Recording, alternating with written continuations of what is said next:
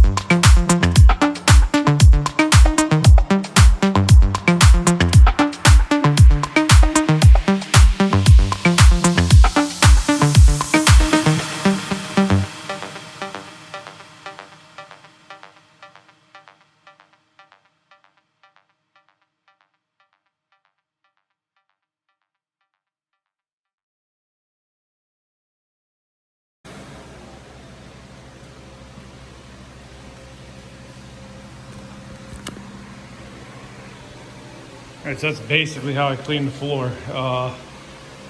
Doing it that way, you can see there's a little sheen to it right now, but almost all the water got wet vacuumed up. Did I miss a spot over here? No, it's just a little bit of a sheen. I got this heater right there. It's pretty powerful. I think it's 30,000 BTU. Got the fan, circulates the air. This place is pretty warm. I'll give you an idea. Let's say it's 67 in here. And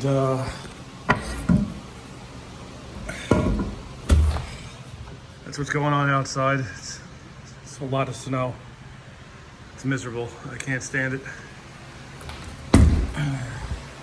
This is like my hangout area, but that's it. I hope, you know, you guys, if you want to go the dry lock garage floor paint route, I think it's pretty good.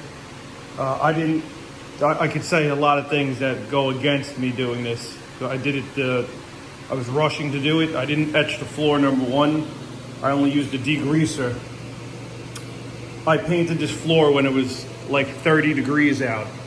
It was below freezing. I had the heater on, so the slab was around 50 degrees. It was the minimum that they said to paint it. And I've had about 7 cars in here so far. What's screwing the floor up more than anything is the jacks. Every time I move the jack around, it leaves a mark, it smudges it. You can see all these little black marks from the jack all over the place. I knew this was going to happen. You know, it's a garage floor. That's why I didn't want to spend too much money on it. And there's a couple issues here that I want to address before I even do anything. One, the slab is going down into that corner. So if you look, the garage door seal is flush, it's pretty good. And then over here it opens up. I had to take a piece of foam from like a knee pad, cut it and put in the expansion joint to make that gap so the cold air doesn't really come in. So I don't know if this whole slab is going down, if there's a way to lift it, or if I should use some self-leveling stuff and just address this area right here and call it a day. I got a couple friends that are masons, so I'm gonna handle that when the time comes. But for what it is, I don't want to spend a ton of money on this. You know, it's got its fair share of cracks and little things like that, so just wash it once in a while, keep it clean, it gets the job done. It looks a lot better than the standard cement. Thanks for watching, guys.